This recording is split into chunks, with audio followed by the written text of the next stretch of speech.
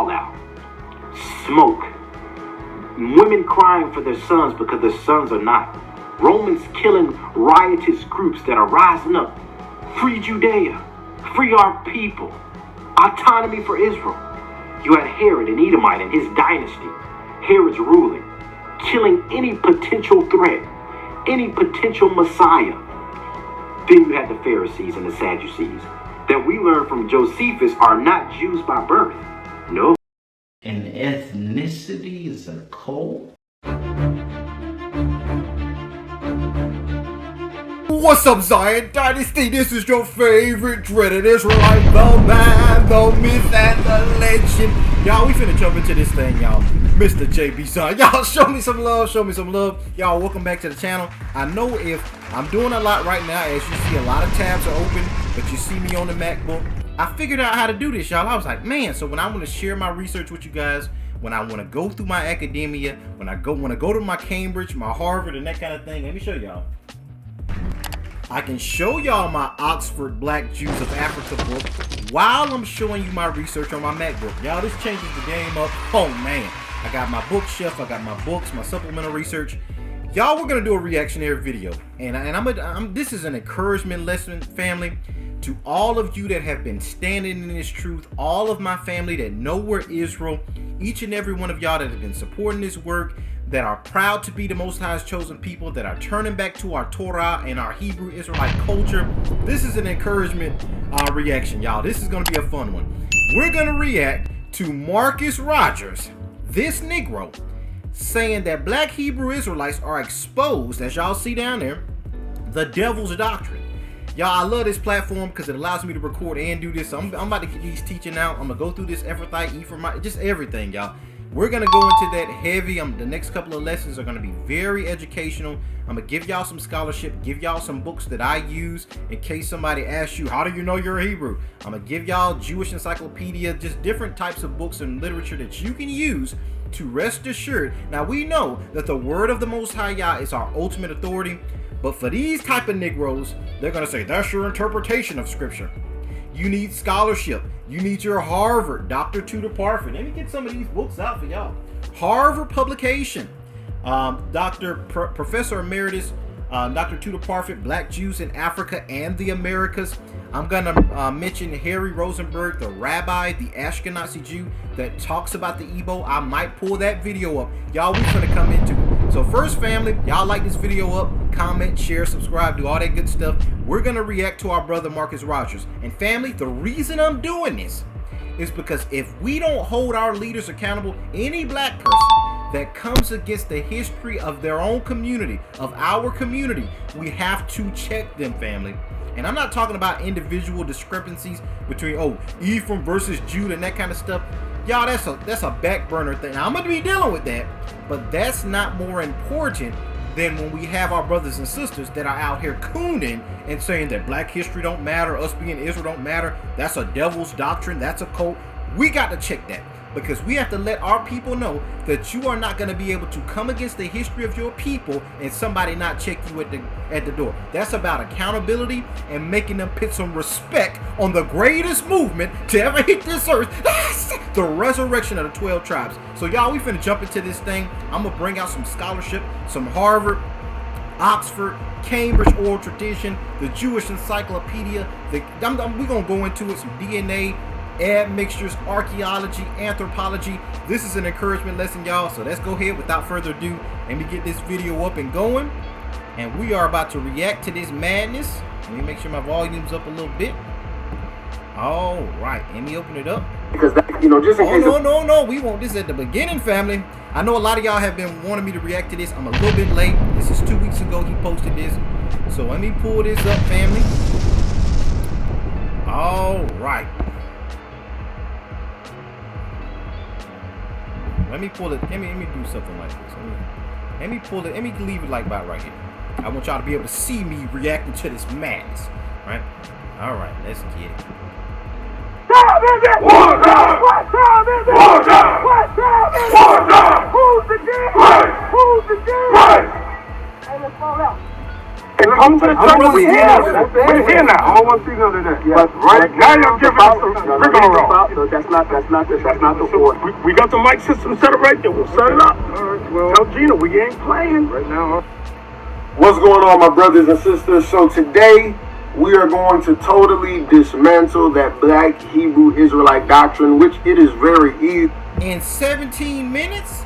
So in 17 minutes, Mr. Rogers, you're going to refute black people being descendants from ancient Israelites? So you're going to refute the Lemba? You're going to refute the Igbo? You're going to refute the Yoruba? You're going to refute the Beta Israel? You're going to refute the Maghrebian Israelites, the Sephardics, the oral tradition verified by Cambridge, the Jewish Encyclopedia? That's what you're going to do, Mr. Rogers? Y'all, I'm coming with it on this. I'm going to let them talk. We're going to look at it. Let's check it out. There is numerous ways to go about it, all right, but I'm not going to hit all of them. I've seen a group of them recently at Pastor Geno Jennings' church, and, you know, my interaction with them has always been, you know, their doctrine's all over the place. They Okay, so now let's deal with what's going on. Let me give y'all some context. IUIC, and I have the utmost respect for Bishop Nathaniel. This is an elder. We're going to appreciate Bishop Nathaniel when he goes off, God forbid, you know, I'm not speaking anything negative, but we're going to miss his work. We're going to miss this elder in the community for what he's done. I know I don't personally subscribe to the 12 Tribes chart. I do know the history of blacks, Native Americans, and Latinos being linked to the 12 tribes. The 12 tribes chart is not perfect. We know the Lemba are linked to Levi. They're not on the chart. Yoruba, Ephraim, that's not on the chart. Igbo, Gad, Manasseh. So it's not perfect, right? But there is truth to it. But that has nothing to do with the amount of work and the labor that these prophets of the Most High God, that's right, are doing on the streets, getting their hands dirty to wake up our brethren, to wake up our family to who we are. So during this time period, I don't know if they're still doing it, but IUIC was doing their church blitz campaign where they're going to these major churches. And y'all, I have talked to a lot of pastors and leaders. I'm an ordained minister. I'm very astute in the community with different leaders, bishops, and that kind of thing. I'm not going to put no names out there. And they're concerned about it. But my thing is they're doing God's work. See, this is the thing. A lot of these church leaders, they're not trying to do this. They're not trying to teach this history. And they don't really want to sit down and have that conversation.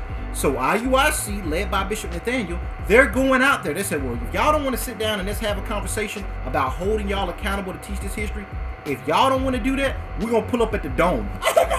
We're going to pull up to Creflo's church. We're going to pull up to Geno Jennings. And this is around that time that they were trying to speak with Pastor Jennings. I don't think he wanted that smoke. Now, to all due respect, Pastor Jennings is a little bit different than your traditional pastor. He has talked about the flaws in white Jesus, that they were black folks, that the Israelites were black, but he hasn't gone no more further than that. He has bashed Christmas and a lot of that stuff.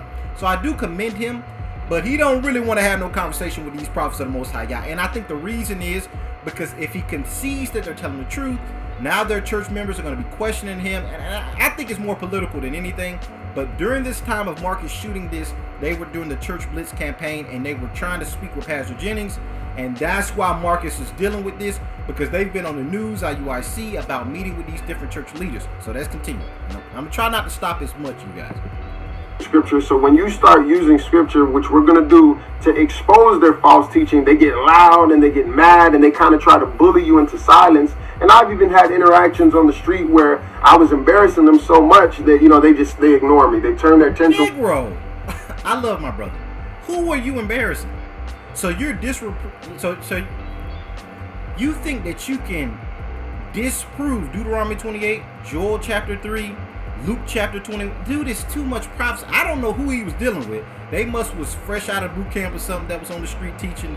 Because I've never seen that. I've never seen these camps get where some Christian comes up there and beatboxes them with the scriptures or something like that. I ain't never seen it, right? Maybe it's happened. You know, we ain't recording everything. But I'm going to see with this brother. I think he's out there capping a little bit. But let's continue. And they just start speaking louder because they have no argument for the things that I point out. I got my Hebrew, Greek, English, Bible right here. That's a good thing to have.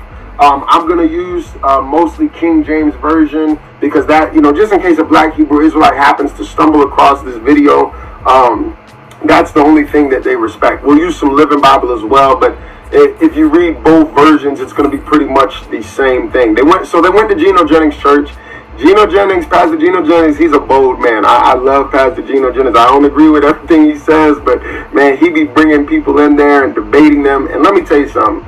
They were like, oh, he don't want to debate us. Man, he ain't about to waste his time. Like, most people know that the doctrine is silly, and then it really comes from a hurt place. You know, so many awful things have happened, you know, with African Americans and in Africa in general being displaced, that it's an identity crisis. So the devil comes with doctrines of devils and seducing spirits, you know, trying to deceive people. You know, so they don't believe salvation is for white people, just the true Israelites, black people. Whoa. When he starts slipping that stuff in, y'all, we gonna deal with it. And y'all, if the fan starts getting, I gotta get a better way, and I hope it's not too loud, because when the laptop, when I start revving up, the laptop start revving up.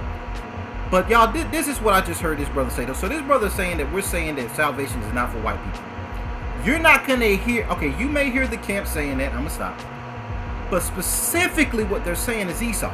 And that's a whole nother ordeal.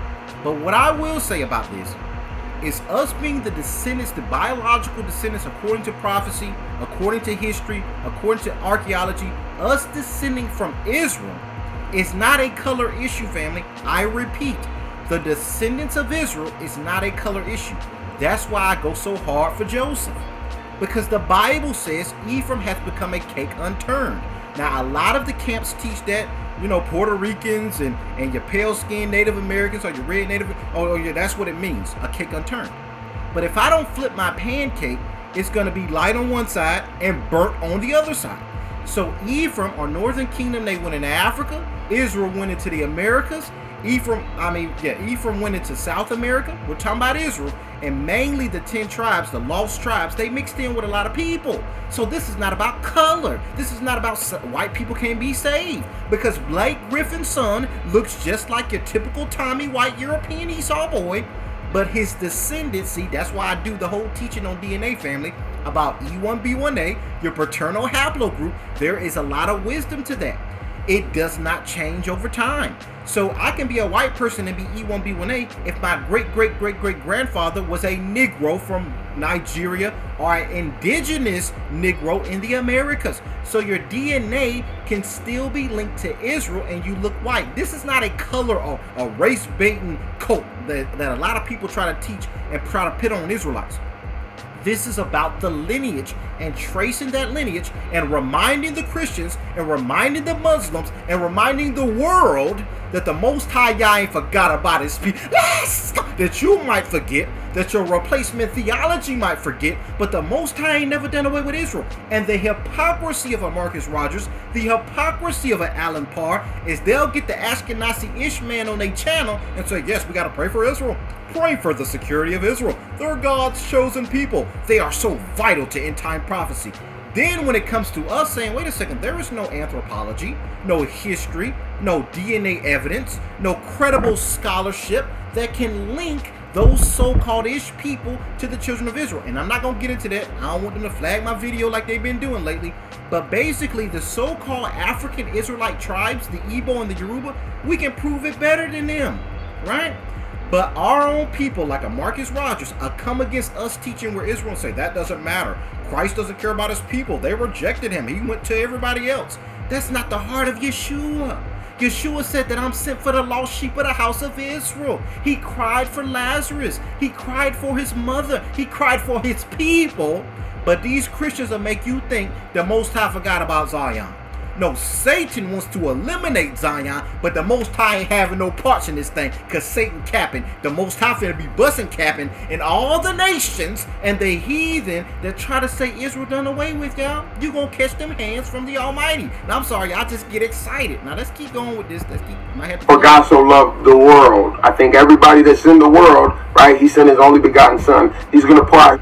All right, let's deal with the for God so loved the world. Y'all done seen this on the videos. John 3:16, if I'm talking about SeaWorld, am I talking about Mufasa? If I'm talking about the NFL world, or let's say, if I'm talking about the NBA world, am I talking about Michael Vick? You have to look into the Hebrew, look into the Greek lexicon, the Greek concordance, and really look at the context of what Yeshua is talking about. Yeshua in Matthew chapter 15, verse 24, says that I am not sent but unto the lost sheep of the house of Israel. Am I saying that the cleaving Gentiles can't be grafted in? In that same chapter, we see the believing Syrophoenician woman say, I take the crumbs from the table. I know that your mission as the Son of the Most High God is to come regather the children of the Most High, the children of Israel that have been scattered, not just those that were in Judea or your Jews, but the Hellenized Israelites as well. She said, I take whatever's left, right? So the Most High said, I like that. Any believing Gentile that's cleaving like that, the Most High is so loving, he has room for everybody. But his mission is for his people. If I throw a birthday party for my son, the party is for my son. Can he invite his friends and the people he liked from school? Yes, that is up to my son, but the party is for that boy. And salvation is for the 12 tribes of Israel. Y'all better hear me. And those cleaving Gentiles that humble down to Israel and love the Most High enough to respect his firstborn. We're going to deal with this stuff. Marcus Rogers, you ain't finna get by with this. The smoke cometh, my boy. The smoke cometh, and that ain't no cap. Let's keep watching.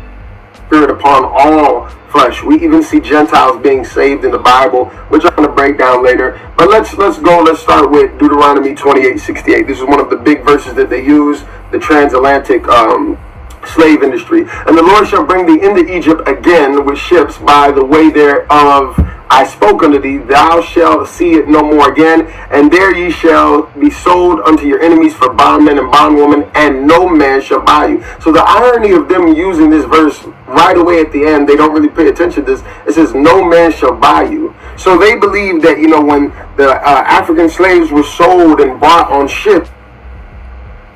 Now this is a teaching moment, family. I'm gonna reel it in a little bit. He's using Deuteronomy 28:68. That says, you shall be sold as bondmen and bondwomen, and no man shall buy you. Now, you got to really listen. This is where common sense comes in. How is in that same verse the Most High is saying, you're going to be sold, but no man's going to buy you? Sold is past tense. That means you're sold, right? But you're saying nobody bought you? You can't be sold if somebody didn't buy you. It's the first. This is where knowing the Hebrew comes up. If you look at that word buy in the Hebrew, it is to redeem or to purchase the freedom to liberate from slavery. That's what you got to know the Hebrew. Pull you out of Strong's Concordance. Look up that word buy in Deuteronomy 28:68, and you will see it is linked to redeem or to set free from this cycle of captivity. Now, we saw this early in the Judeo scriptures with the Assyrian captivity, the Babylonian captivity, the Medo-Persian captivity. The fact that they kept going from captivity to captivity was Israel would be perpetually passed through these different empires. They would be the low-class people, and they would not be redeemed as an autonomous nation until the fulfillment of their captivity, when Yahushua, the Messiah for our people, comes back and regathers us and establishes us as a free nation in the earth.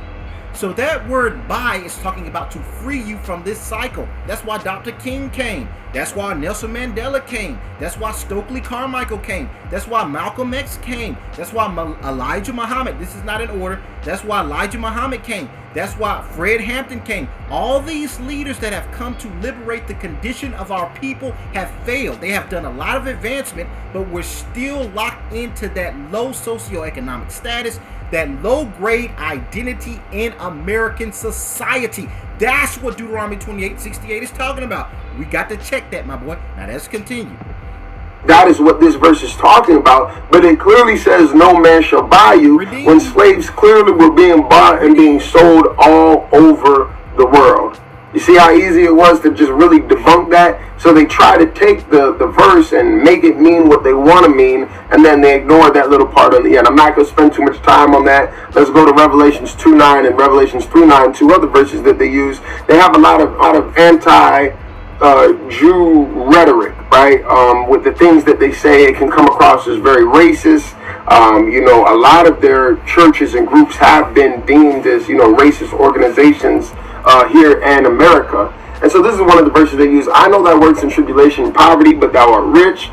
And I know the blasphemy of them which say they are Jews and are not, but are the synagogue of Satan. So they'll take this verse and Revelation 3. Now, I see somebody in the comments, shout out to all the 12 tribes. They ganged up on that brother and said, buy means to redeem. Most Israelites that study their word, they know what this is talking about. It's the Christians that don't read. Now, I'm going to let him finish Revelation 2:9, 3:9, but I do want to mention some scholarship. I have a lot of this I have the World War II by Robert, The History of the Nazis, and a lot of that history. But we're going to look at the most credible, not the most credible, but two of the most credible sources with regard to the Jewish state of 1948. Now, I could get into the Balfour Declaration that Britain and Lord Rothschild came to an agreement on that ceded that land to give it to the Ashkenazi Jews. But we're going to deal with a Jewish geneticist and historian and a Ashkenazi Jewish historian as well, Arthur Koestler. Arthur Koestler and his 13th tribe, this was on the best-selling list, New York Times, or in Jerusalem Daily. He talks about how genetically the Jewish state is not to be misinterpreted as ancient Israelites. Most Jews will let you know that Jew refers to those that have been practicing Judaism, specifically of the Ashkenazi Germanic branch of Europeans that have been practicing the religion of Judaism. This has nothing to do with the ethnicity. Israeli is somebody that lives in the land of Israel. Israelite is a person that's descendant of Jacob that lived thousands of years ago. There is no people that are claiming that except for them Africans and those indigenous Niji over here in the Americas that came from over there in Africa, over here to the Americas, were sold into slavery to all continents really. We're in South America, in Europe, in North America. We're over here, right? So all of those Negroes in Africa that claim to be Israelites, their descendants were sold to the four corners of the earth. They're the only people claiming Israelites. These Jewish people don't claim that. They claim to be Israelis, and they claim to be Jews, are practicers of the Judaism, which is really goes back to the Second Temple era as the Jews that returned under King Cyrus, that reformation of the Jewish culture. Not even that was different from the ancient Israelite heritage that got lost in captivity. It didn't really get lost because they still keep that, like the Levite and that kind of thing, in Africa. So Arthur Koestler, a Jewish historian, says they're not linked biologically to Jacob, and he's an Ashkenazi Jew. I believe they assassinated that brother. Y'all help me in the comments with that. Also, Shlomo Sayan, a prized Jewish geneticist, also says that they're more linked to the Turkish branch of Europeans, i.e. Esau, than they are linked to Jacob, right? So Revelation 2:9 and 3:9 is what it is. Those that say they are Jews and are not. We don't even claim to be Jews, so we free ourselves from that burden because we call ourselves Israelites. Ding, ding, ding. The only people calling themselves Ish are Jewish. I wish that they was a Jew. Is those Ashkenazi, Germanic, Europeans, a lot of them being Esau. I'm not saying all of them because Esau is mixed in with some African people. Esau is all over the place. But we know that a lot of Amalek is mixed with Esau. Now let's keep going, family. Behold, I will make them of the synagogue of Satan, which say they are Jews and are not, but do lie. Behold, I will make them come and worship before thy feet, and to know that I have loved thee. So they say, see, people are saying they're Jews and they're not. The irony, once again, is they can't think, oh, maybe this applies to me. Everybody's arguing who's a Jew, who's not a Jew. But if you look at in the Bible, Jews often rebuked other Jews and even referred to them, if you look in, some studying, as the synagogue of Satan. Like, hey, you guys aren't true Jews. You persecuted, you killed the Messiah and things like that. And so that goes back and forth. But let's take this in the context of Romans 2:25. I'm going to read the Living Bible, but you can also read it in the King James Version. It's saying the same thing. Being a Jew is worth something if you obey God's law. But if you don't, then you are no better off than the heathen. And if the heathen obey God's law, won't God give them all the rights and honors he planned to give to the Jews? And see, now this is a lot of conception, y'all, and I want to break this down for y'all. So basically what Marcus Rogers is trying to argue is that when it says those that call themselves Jews and are not, he's saying they are Jews, but they don't carry the Torah, the heart, the love, the deeper circumcision of the heart. That is what they're wanting on a scale in terms of the Most High Yah. Did you have that going on? Absolutely. But he's using that to say that's what Revelation 2:9-3:9 are talking about. Jews that have lost the faith in terms of what this stuff is all about. Those are the ones that Revelation 2:9-3:9 are talking about. Now he's going and saying that those that have the heart, that do have the spiritual law of the circumcision within the way they treat one another, right? That these inherit all the promises promised to Israel. This is the deception. He is using Jew and he's using Israelite interchangeably. Now let me explain. All Israelites can be Jews, But not all Jews are Israelites, and not all Israelites are Jews. What am I saying? When we're referring to Judaism, the practice of it, a lot of Israelites got Hellenized. We see this in history, passed from captivity to captivity. So they were living like the other nations, but they were Israelites by nature, right? But they were not Jews in terms of practicing Judaism. Also, even if you take Jew in the sense that the scriptures explains it as a descendant of Judah, either the tribe, the territory, or the southern kingdom that comprised Judah, Benjamin, and Levi, not all Israelites are the southern kingdom. I'm Ephraim, right? And I've taught that on the channel, family. So we know that not all Israelites are Jews. So when he says that the Jews, what they're not doing was given to another people, right? Now, we know in Romans chapter 11 that the age of the Gentiles is to provoke Israel to jealousy. But the scriptures is not saying that all the promises given to Israel is taken from them because of their disobedience and given to another people. Understand? Well, JP, you just said that the Gentiles going to rule because we in slavery. But that does not mean that is the permanent will of the Most High Yah to take the redemption promises and give it to another people. If that was the case, Israel would never be redeemed. Them Ish people would never go back to the land. We know they ain't the people anyway, but that means Israel would never be restored if you're saying that the Most High took those promises and gave it to another people. We know in Romans chapter 9 that the callings of God, the giftings, the service of God, the priesthood, all of this, the covenants pertains to Israel. That's Romans chapter 9 verses 3 through 4. So the Most High, I already said, the gifts and callings of the Most High are without repentance. He has a special birthright and blessing on the 12 tribes of Israel that no other nation will ever have.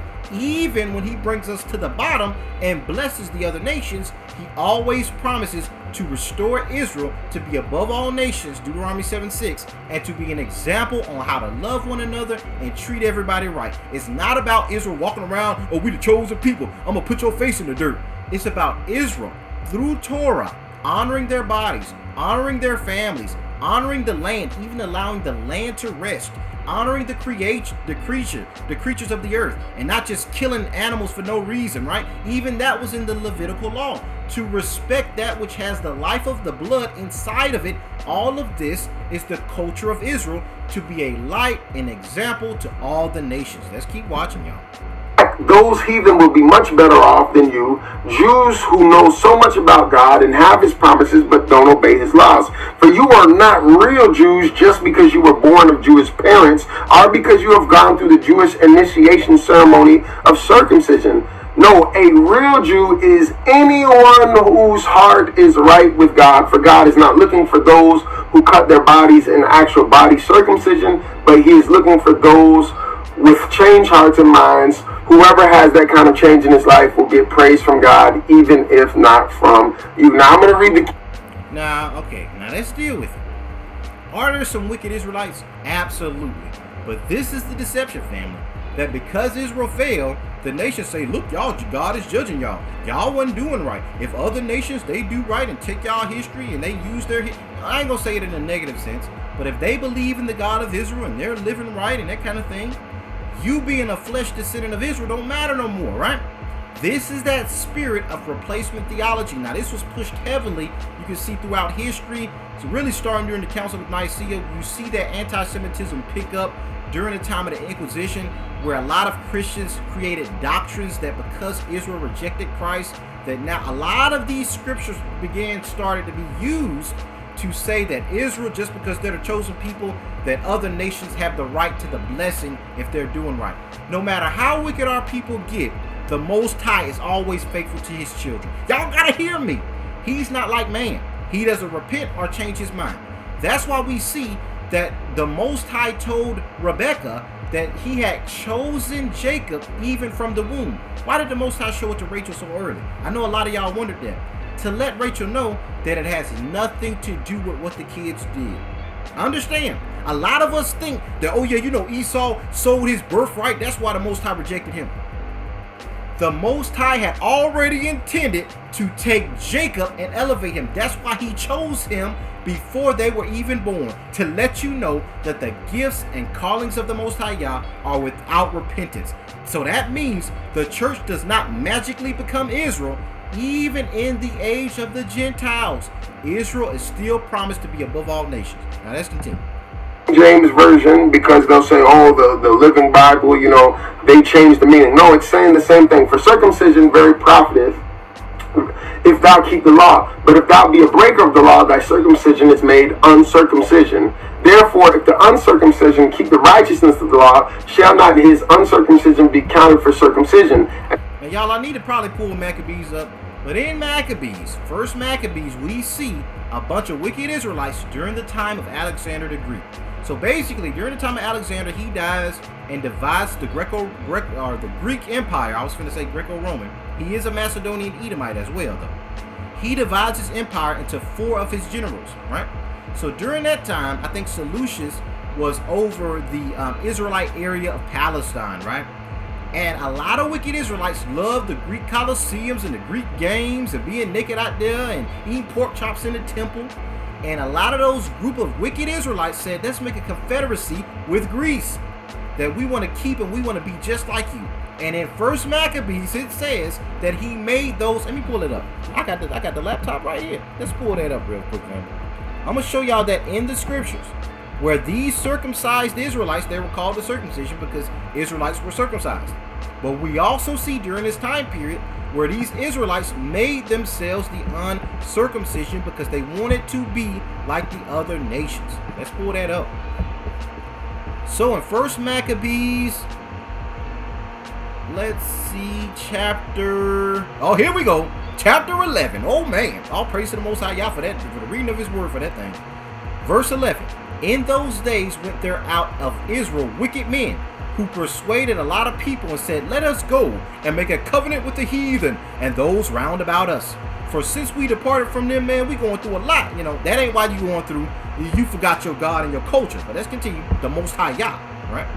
So this device pleased them well. Then certain of the people were so adamant about doing this that they went to the king, who gave them license. Now this is getting to Ptolemy, or really Seleucus, or Antiochus, that let them build a gymnasium. We're going to see that. Whereupon they built places of exercise at Jerusalem.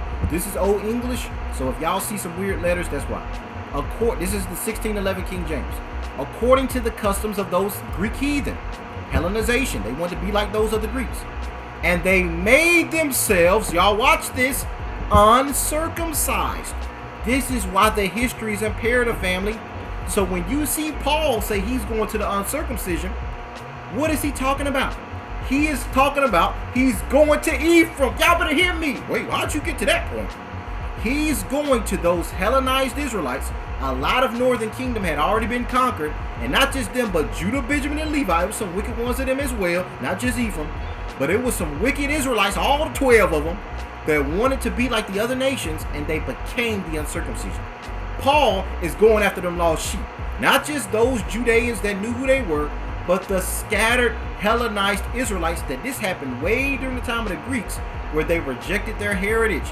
So Marcus don't know his Bible, right? He doesn't have Maccabees in his Bible. I already know he doesn't have the 1611. Most High forgive me if he does. If he does, he hadn't read it, because that history is in the so-called lost 400 years, which was really the birth of the Greek Empire from Malachi to Matthew. The Greeks came to power. That's why they took them books out of Maccabees, because it tells you about the Hellenization process of Israel that created a rift between the family, between those Hellenized Israelites that didn't keep their culture and the Jews, those that practice Judaism or Torah. That's where that came from, family. Let's continue. I might not play the rest of this because I'm already hemming this joke up.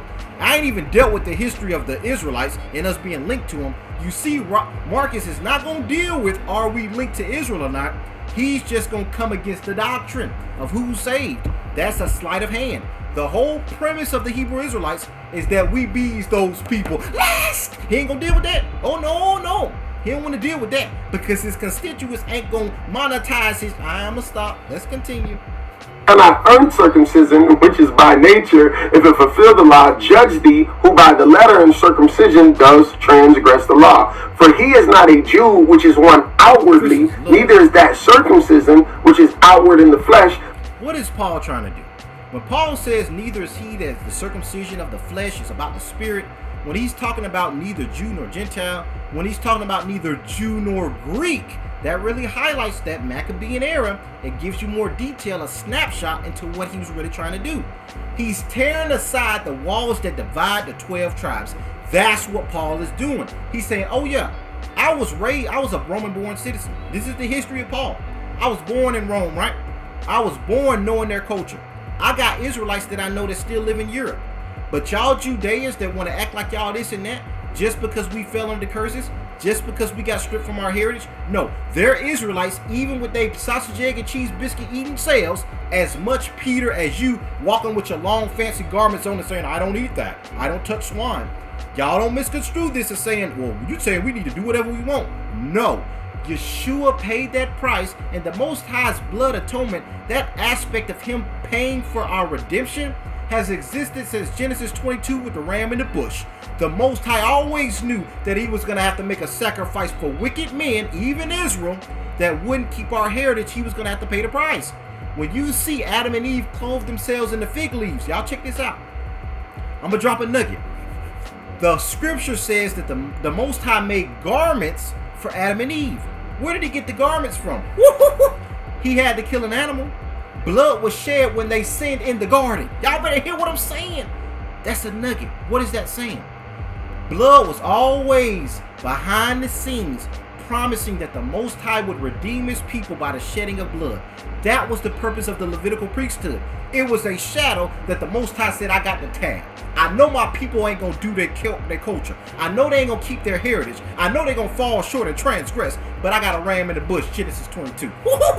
So that's what's going on. Paul is alluding to the perpetuation that is provided by the scapegoat, that is the lamb slain from the foundation of the earth, YESHUA. Joseph boy.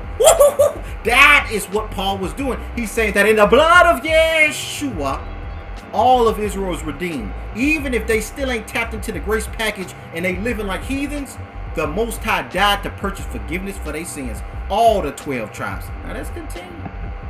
He is a Jew which is one inwardly, and circumcision is that of the heart, in the spirit, and not in the letter, who praise is not of man, but of God. You know, the interesting thing, this is just a funny thought, but I wonder if all these guys, we follow the law, we're the true Jews, right? But did all of them get circumcised? Like, if your parents didn't circumcise you as a baby, and you said, this dude, I ain't even gonna play the rest of this. He keeps turning into a law issue and a salvation issue. We know that Israel fell short. The Most High had to pay for that. We had to pay for that by going through the curses. This is not saying that because I know I'm an Israelite that I'm perfect and that I don't fall short, right? He's trying to turn it into, do y'all keep your culture perfectly? Now, Negro, you know we came over here on slave ships and Kunta Kinte was stripped and became Toby. Of course, there are our people that are Israelites by blood that fall short, even those that know that we're Israel. We are transitioning back to the heritage and the culture that the Most High, our Father, gave to us. And you to try to use, like Satan, being the accuser of the brethren, use the fact that look what they did. They ain't doing their culture. They ain't doing right. You're being like Satan, the accuser of the brethren, right? The Most High gonna rebuke you, Satan, because we know that the baby's been down.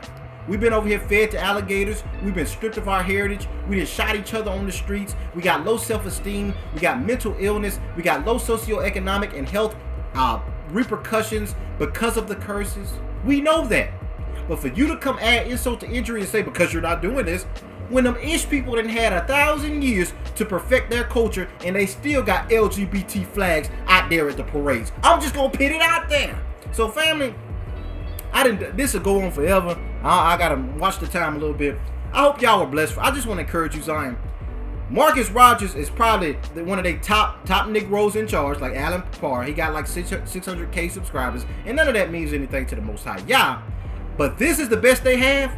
Brother ain't even dealing with the history, and I've watched the video before, family. I just want to react to it for y'all. At no point does he try to refute the history of, well, are they Israelites? He ain't gonna deal with it because it's too much history. And I done showed y'all Oxford. I done showed you Cambridge. I got the Jewish Encyclopedia. I will pull up the Jewish Virtual Library. I think I got that up already. Me brother, I think this is it right here. Talking about the Moroccan Ephrati. Yeah, I ain't even finna do all that because he doesn't have a pot to, you already know, in. because he's not going to try to attempt that, because nobody can refute that. What they do with Hebrew Israelites is they attempt to turn it into a doctrinal issue. No, that's why I try to keep it straight about the history, straight about who we are, because then it'll force you to make a claim like black folks ain't Jews. I ain't say that, we Israelites. Black folks ain't Igbo, Yoruba, Limba, Beta Israel, Moroccan, Maghrebian Jews, Sephardic Israelites, Akan, Ugandan Jews.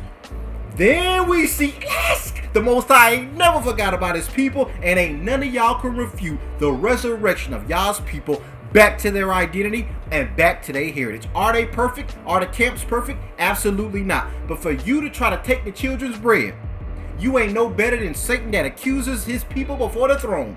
Even though that blood that is at that same throne, Satan, that you trying to accuse, has already made covering for y'all's people. So y'all, I just want to encourage y'all. Zion, we in the best days on human earth. Oh my goodness, Marv. Because these Negroes trying to tap dance to do for their masters, and they can't stop the smoke, y'all. So family, be encouraged. Yes, we the people, Yoruba, Benai Ephraim of the tribe of Joseph. I love you all. Y'all be blessed. Shalom. All praises. Let's get it. Woo!